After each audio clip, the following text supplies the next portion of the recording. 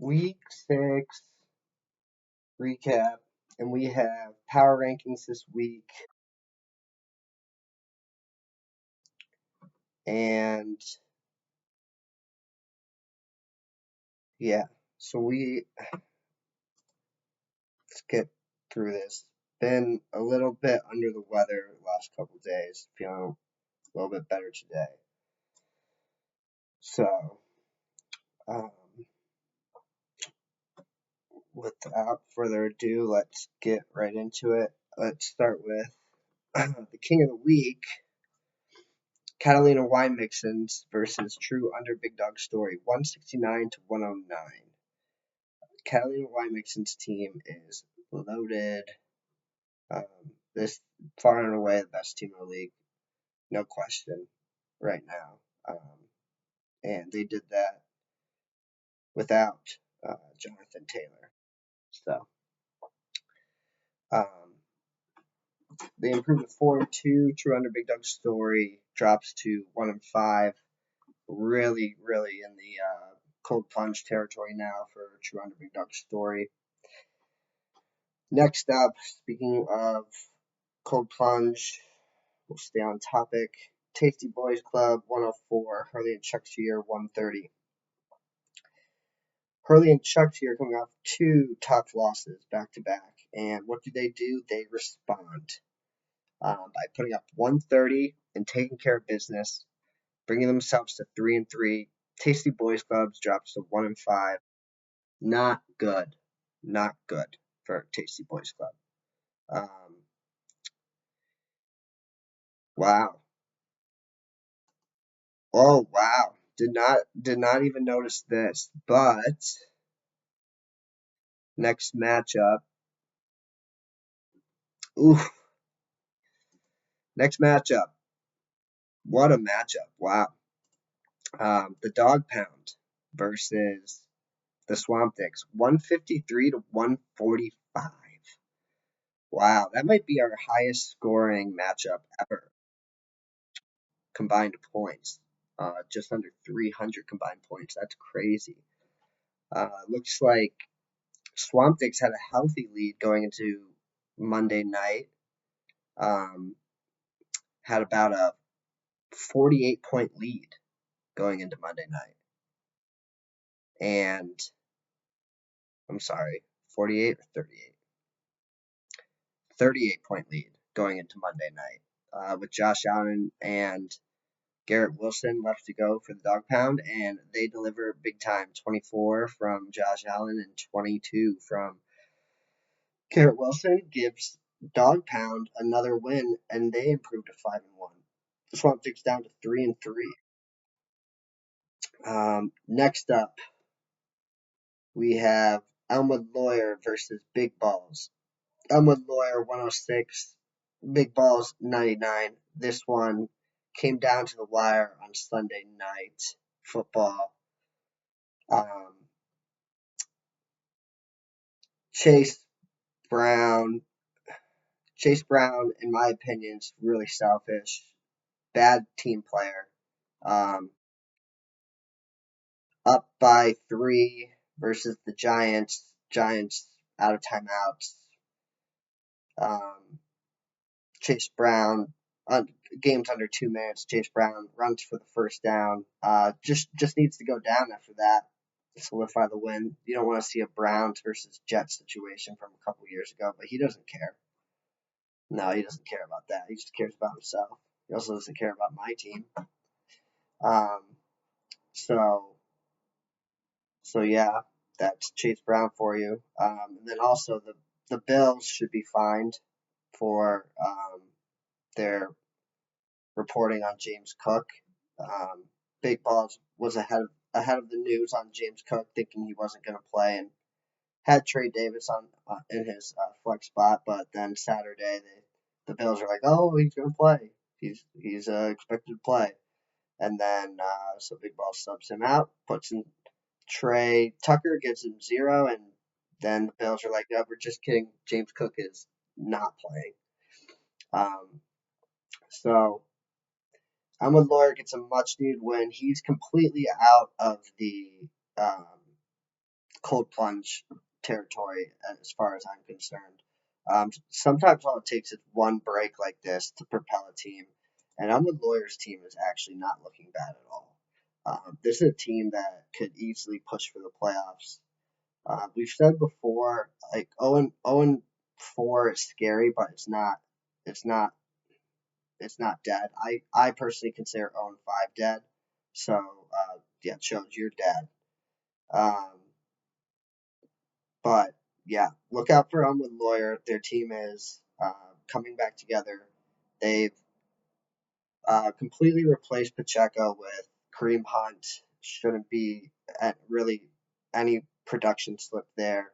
AJ Brown is now back, and T. Higgins has been back, and so they are back to full strength. Next matchup, the Goblins versus Fear the CHOJ. Goblins 103, Fear the CHOJ 70. God, Fear the CHOJ. I mean, Corey put in the group me that it's the worst team he's ever seen. I was looking at it while doing the power rankings, and he's not wrong. Anything and everything that could have gone wrong has gone wrong for Fear the CHOJ. I mean, the injury to Christian McCaffrey, you can't predict that. That sucks. That's a tough break. But then on top of that, every single pick that was made has been a dud. Brandon Ayuk was the keeper, dud. C.J. Stroud, honestly, dud for where he was drafted. DJ Moore, pretty much, he's actually coming around, but actually, no, he's kind of a dud. Rashad White losing his job, dud. This team is done. I'm sorry, done chained on Fear the CHOJ after week 6. And sole lead of the by himself for the cold plunge. So then that takes us to our last matchup, which was the matchup to watch. Cambodians 84, Caponi's B card 112.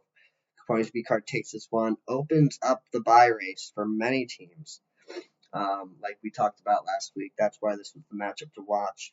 So that has made the bye race more interesting. There are now, I believe, 3 teams. Yep, 3 teams at 5-1, and then 2 other at 4-2. So that bye spot is wide open, currently held by the Goblins of all people. So that'll be something to monitor these next couple weeks. Okay. Now before we do power rankings, we'll do our week 7 preview, and then we will do our matchup to watch, and this is going to be an easy one. So our matchups: Caponi's V card versus Big Balls, Catalina Y Mixins versus Cambodians, Hurley and Chuck Cheer versus Elmwood Lawyer, the Dog Pound versus True Under Big Dog Story, Fear the CHOJ versus Tasty Boys Club, the Goblins versus Swamp Dicks. Fear the CHOJ versus Tasty Boys Club. This is the matchup to watch. This is CHOJ's biggest game of his fantasy career, potentially.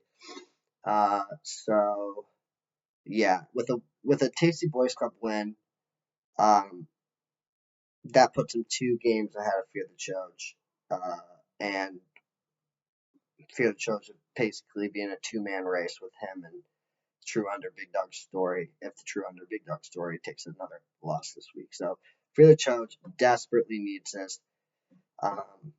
And Tasty Boys Club honestly desperately needs it if they want to really avoid this plunge. So that's our matchup to watch. Should be a good one. Now let's jump into the power rankings. This was really tough. I almost like 1, 2, 3, 4, 5, 6, 7, 8, 7. I really almost had like a tier that had 7 teams. I think this is the closest all the teams have been, personally, in a long time. It was really hard to separate. There's like a lot of average teams, like nobody who's like very, very good, but there's a lot of good / average teams. I was able to slightly break it up. I mean, I really don't know. It's really hard. All I know is that in Tier 1 by themselves, wine mixins. Team is absolutely loaded. Spot 2, we have Swamp Dicks. Spot 3, V Card. Spot 4, Big Balls. 5, Snyders, or the Goblins. 6, Elmwood Lawyer. 7, Hurley and Chuckshire. 8, Dog Pound. 9, Cambodians. 10, Under Big Dog Story. 11, Boys Club. 12, Fear the CHOJ.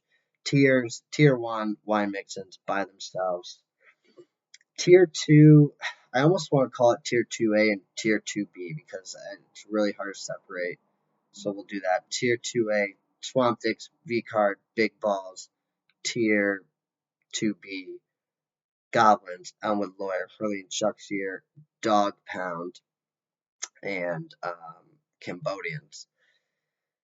Tier 4, Under Big Dog Story and Boys Club, and Tier 5 by themselves is Fear the CHOJ. So that's what we are looking at. Week 7 marks the midway point of the season. So after next week, we will have a decent idea of where people are standing and what the playoff picture is starting to look like. As it stands right now, obviously everybody's eligible for the playoffs, even technically even Fear the CHOJ. If they went out, that would be a miracle. We done changed them though, so they're done. But yeah, and realistically, with Boys Club and True Under Big Dog Story, with their records currently, where their team stands currently on the power rankings, like they're most likely as well done change. But we're not going to do that yet. We will do that when it's 100%, no doubt about it. But yeah, so not looking good for those 3 teams. The other 9 teams, all very much, it's anybody's ball game and grabbing those 7 playoff spots. So good luck to everybody in week 7, and we will be back next week. And week 9, we'll be back with more power rankings. A lot of injuries should be clearing up by week 9, so we'll see what's going on then. The power rankings could shake up immensely. So, all right, everybody, have a good week.